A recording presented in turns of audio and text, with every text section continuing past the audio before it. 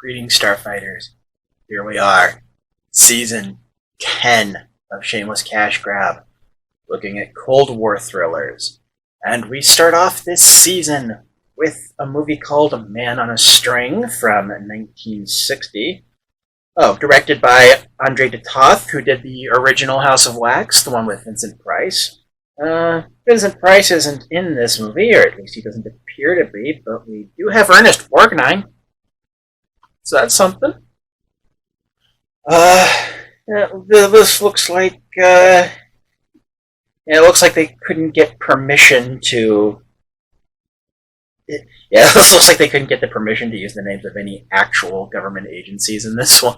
And so they're using the CBI instead of the CIA. But, it looks to be a spy thriller set and, actually filmed in East Berlin. Back when it was still East Berlin. So that could be potentially interesting.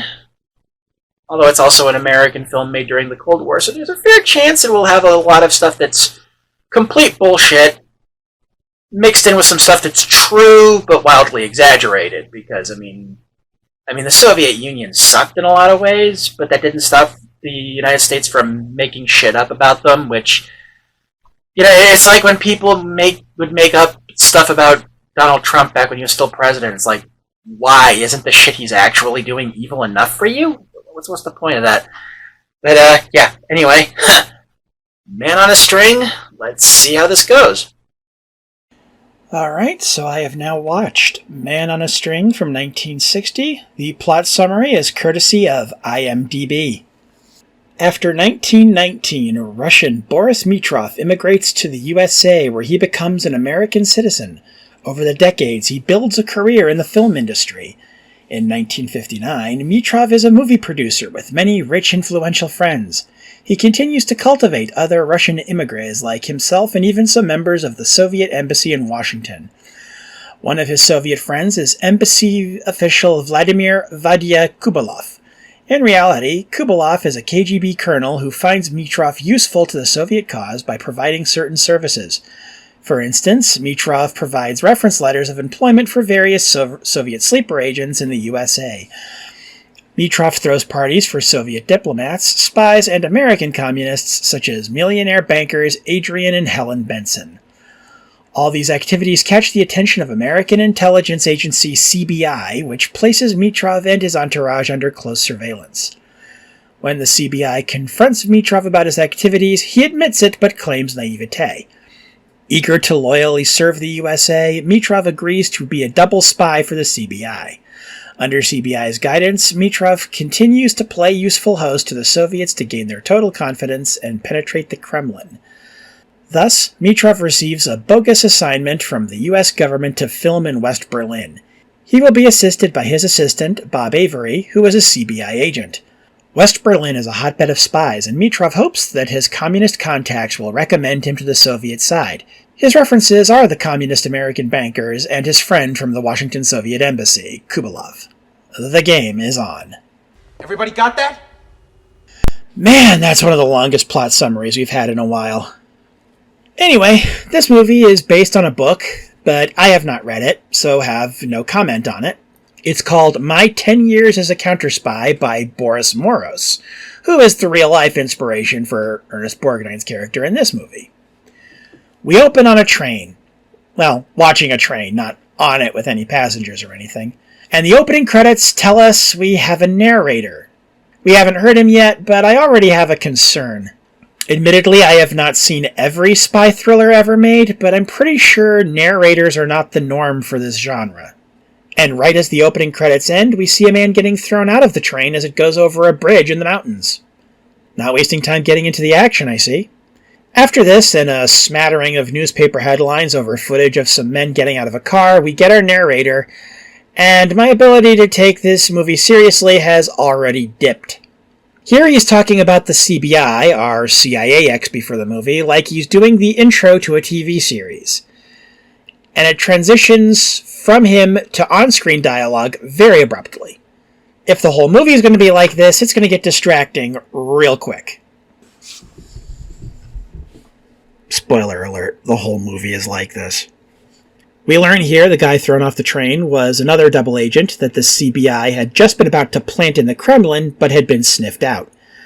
The older of the two people in this scene tells the other about our main character, Mitrov. We fade to LA, and more exposition from the narrator, leading right into a briefing for the younger agent from the first scene. The narrator comes back after this scene, which wasn't even 2 whole minutes, to explicitly explain what the last slide shown during the briefing meant about Mitrov's elderly father coming to the United States, and basically gives away the ending of the movie. This is all about 4.5 minutes in to the 93-minute movie. Oi. We finally meet Mitrov in person as his father arrives at his house. Mitrov happily introduces the house's staff to his father, and after less than 2 minutes, again, we go back to narration. Am I watching a movie or a recap of a movie?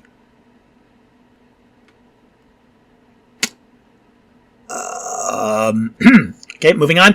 The narrator talks over a room of CBI agents going over a chalkboard with the layout of Mitrov's house drawn on it, and about 30 seconds later we cut back to Mitrov talking to his father.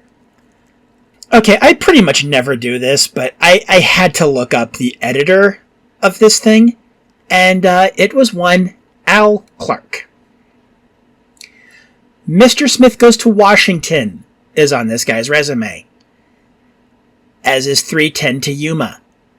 The guy worked on the original Twilight Zone, and that was after this movie too. Actually, 2 of those were after this movie. 3:10 to Yuma and Twilight Zone. And the guy had 5 Oscar nominations for editing in his career. He'd been a film editor for over 25 years already by this point, and has numerous projects on his resume made after this that have average ratings on IMDb up in the 7s, 8s, and 9s.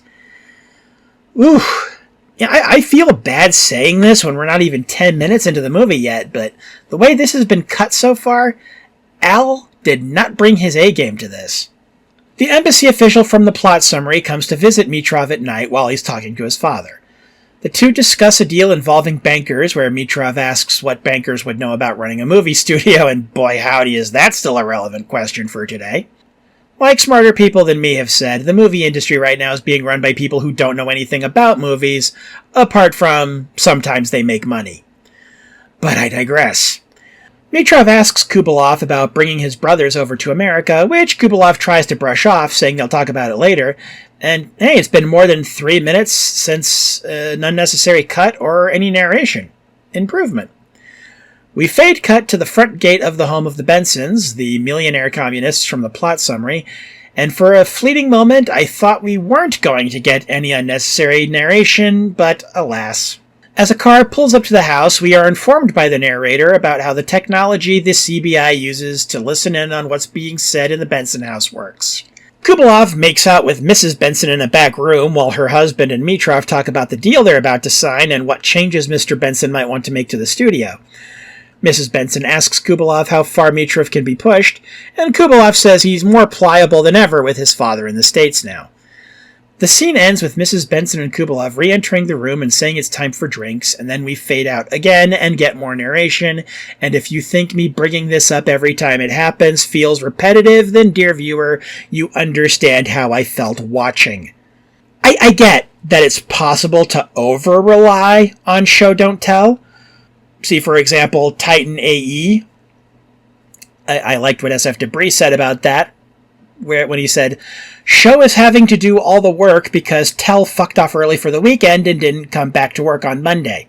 But this movie overdoes it in another way by doing both show and tell at pretty much the same damn time. It's repetitive and redundant. It's repetitive and redundant. More drama about how much control Benson is exerting over the studio, more narration, more spy stuff that should not be as boring as it is, but thanks to MST3K, I can at least say I've seen worse. And I'm just going to stop writing about what's going on in the movie until something interesting happens. If I miss anything that gets called back to, I'll try to care enough to remember to mention it. Though I imagine much of it will be stuff that was referenced in the plot summary anyway.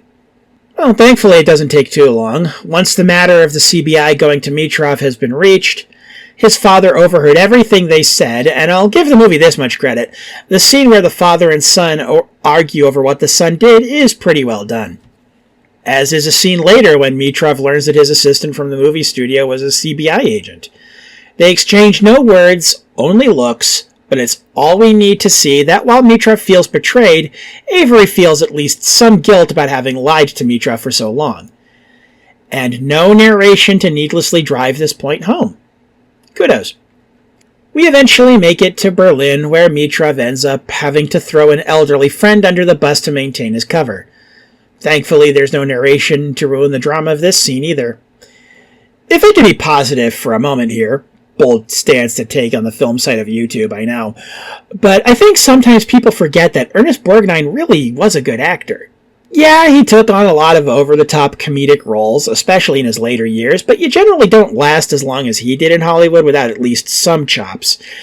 And when the narration and editing allows him to, he gets to put that on display here. Easily the highlight of the whole movie. Not too long after this, Mitrov gets invited to Moscow for a cultural exchange, all part of the double agent deal. Avery, Mitrov's assistant, provides him with some James Bond-type gear, one gadget, to take with him, as once he's in Russia, he'll be on his own. Then we get some narration from Mitrov.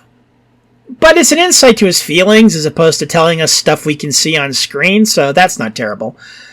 It goes on a little too long and starts to feel like a travelogue after a bit. And then when it stops feeling like a travelogue, it feels more like typical propaganda films. A fairly tame one, though, forgoing the tendency of a lot of American propaganda of the time and going more towards exaggeration and inference as opposed to demonization or outright fabrication. Of course, the main reason America and its allies couldn't really call the Soviet Union out on most of the atrocities they actually did is because the American government was doing a lot of the same things. Yeah, the more I read about the Cold War, the more my attitude is that it was, to paraphrase Babylon 5, America and Russia were two giants fighting in a playground, with the rest of the world doing just what they thought they had to do, rightly or wrongly, to not get stepped on. And all in the name of economic theories of all things. Such a fucking waste of time and life. Anyway, I should get back to the movie. The movie should also get back to the movie at this point. Mitrov's narration is starting to feel like a lecture at this point. It's repetitive and redundant. It's repetitive and redundant. Nothing exciting or even interesting has happened in over 10 minutes, and we're in the third act already. Eventually, the Bensons re-enter the picture as a possible exposure threat for Mitrov, but that gets somewhat derailed as Helen Benson, who was the one having the affair with Kubalov, in case you forgot, tells Agent Avery about what Mr. Benson is planning in order to protect Kubalov, who would likely be blamed if it was revealed that Mitrov was a double agent. And in the middle of this scene, it's just casually dropped that Mitrov's brothers are dead. He doesn't know this yet, though. Hopefully that'll come up later, otherwise that was a total waste of a reveal. So Mitrov is warned about his possible exposure and attempts to flee Moscow. The sequence itself is fine, no complaints there, except perhaps I wish the whole movie had had this level of tension building. But it is amusing to me that this movie was based on a man who was a double agent for 10 years, and I don't think that Mitrov even made it 10 weeks. After nearly getting captured in an abandoned building, Mitrov is able to use the gadget from earlier in the movie to kill the cop who'd caught and cuffed him, and is able to barely make it back to the hotel in West Berlin. This leads to a shootout in the hallway between CBI agents and some KGB assassins. Avery is wounded and knocked out, but not before taking out one of the assassins, and Mitrov is barely able to overpower the other one in a struggle. In the coda, we see a bunch of Soviet agents he was able to provide details on being arrested. Avery is reunited with his family, Mitrov with his father. The narrator goes on a bit about the guy whose book this movie was based on, and the end. Random thoughts I had while watching the movie. If you found yourself thinking about the theatrical cut of Blade Runner when I was going on about the narration, you weren't alone, because it was certainly what I was thinking about while I was watching it. 2. This movie was the film debut of Ted Knight. he doesn't do much. In fact, I'm not even sure he has a line. Or maybe he had one. I don't know. This is such an early role for him. He wasn't even listed in the opening credits, which actually kind of makes 2 movies in a row like that, because, we had Desmond Llewellyn and Oliver Reed in the last movie from the previous season. Yeah. And anyway, 3. Even in a pro-America Cold War movie, the CIA is still portrayed as being aggressive assholes, and this amuses me. Like, damn, how bad do you have to be for propagandists on your own team to be willing to openly take potshots at you? The address of their New York office is 666 Fifth Avenue. For real. Kind of a shame Hollywood is pretty much all in on the CIA is good actually crap these days. 4. The scenes that took place in East Berlin and Moscow were actually filmed there. And 5. So, we never see Mitrov learn about his brothers. That's a pretty big thread to leave dangling there, movie. Final verdict. This could have been a decent movie, at least as anti-socialist propaganda from the 1960s goes, but that narrator just really drags the whole thing down. I can't even put this on the era it was made. I've seen much older films that had way more faith in their audience than this. And frankly, while the guy's voice being dry certainly didn't help, I don't think even an experienced voiceover actor could have made this work. I think this shit would have been boring and or unnecessary if it had been Keith David saying it. And the fact that there are scenes sprinkled throughout the film that don't beat you over the head with the point like the narration does most of the time, it kind of makes it worse, because it shows that the people making this movie did know what they were doing, they just weren't bothering to do it the whole production. The movie is not entirely without merit, but I think it's probably only going to be worth the watch if you're a die-hard fan of Ernest Borgnine. Anyway, tune in next time when we get another movie based on a book, this time by noted spy novelist John le Carré. See you next episode for The Deadly Affair.